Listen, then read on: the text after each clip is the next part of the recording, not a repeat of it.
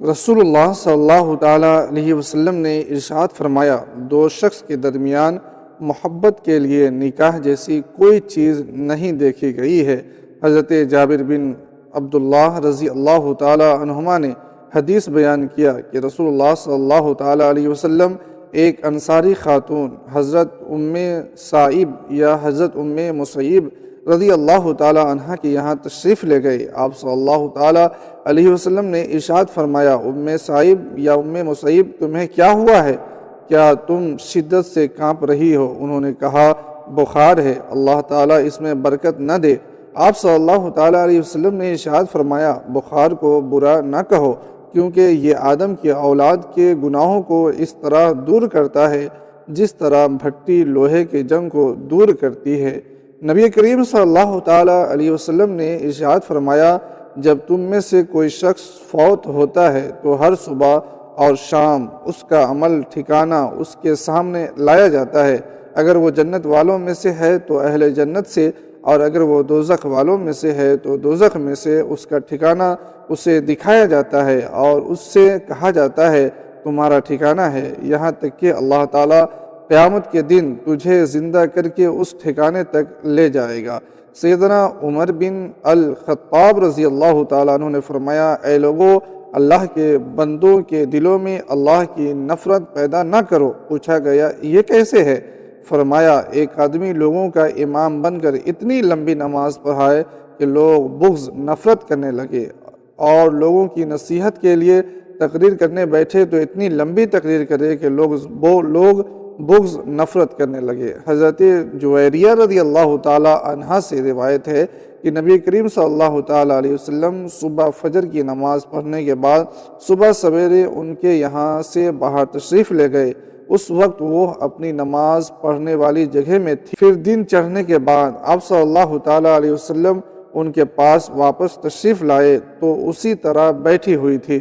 آپ صلی اللہ تعالیٰ علیہ وسلم نے فرمایا، تم اب تک اسی حالت میں بیٹھی ہوئی ہو جس پر میں تمہیں چھوڑ کر گیا تھا؟ انہوں نے عرض کیا، جی ہاں۔ نبی کریم صلی اللہ تعالیٰ علیہ وسلم نے فرمایا، تمہارے یہاں سے جانے کے بعد میں نے 4 کلمے 3 بار کہے، اگر ان کو ان کے ساتھ تولا جائے تو تم نے آج کے دن اب تک فجر سے ظہر تک کہا ہے کہ تو یہ اس کے وزن میں بڑھ جائے گا۔ سبحان اللہ و بحمدہ عدد خلقہ و رضا نفسہ و زینت عرشہ و مداد کلماتہ۔ اس کا ترجمہ ہوتا ہے، پاکیزگی اللہ کی اور اس کی تعریف کے ساتھ جتنی اس کی مخلوق کی گنتی ہے اور جتنی اس کو پسند ہے اور جتنا اس کے عرش کا وزن ہے اور جتنی اس کے کلمات کی سیاہی ہے۔ عقبہ بن عامر الجہنی رضی اللہ تعالیٰ عنہ سے روایت ہے کہ ہم مسجد میں بیٹھے تھے، قرآن پڑھ رہے تھے تو رسول اللہ صلی اللہ تعالیٰ علیہ وسلم ہمارے پاس تشریف لائے۔ پھر آپ نے ہمیں سلام کہا تو ہم نے سلام کا جواب دیا۔ پھر آپ صلی اللہ تعالیٰ علیہ وسلم نے فرمایا، اللہ کی کتاب کا علم حاصل کرو اور اسے اپنے حافظے میں جمع کرو۔ عباس راوی نے کہا، میرے خیال میں انہوں نے علی بن رباح نے یہ جملہ بھی کہا، اور اسے خوش الحانی سے پڑھو۔ بس اس ذات کی قسم ہے کہ جس کے ہاتھ میں محمد صلی اللہ تعالیٰ علیہ وسلم کی جان ہے، بے شک وہ قرآن رسیوں میں بندھی ہوئی ہے، اٹھنی سے تیز دل و دماغ سے نکل جاتا ہے۔ نبی کریم صلی اللہ تعالیٰ علیہ وسلم نے فرمایا، اس امت کی مثال 4 لوگوں جیسی ہے۔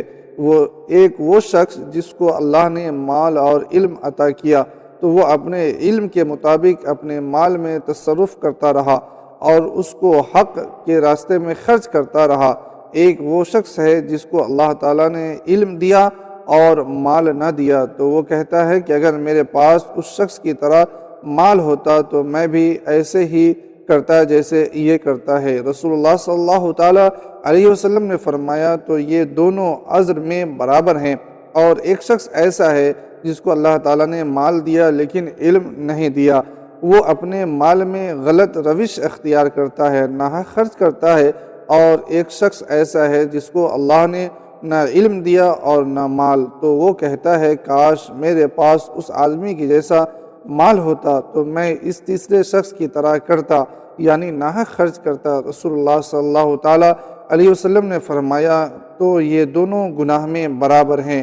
رسول اللہ صلی اللہ تعالیٰ علیہ وسلم نے فرمایا، اللہ تعالیٰ ارشاد فرماتا ہے، ابن آدم نے مجھے جھٹلایا حالانکہ اس کے لیے یہ مناسب نہ تھا، اس نے مجھے گالی دی حالانکہ اس کے لیے یہ مناسب نہ تھا۔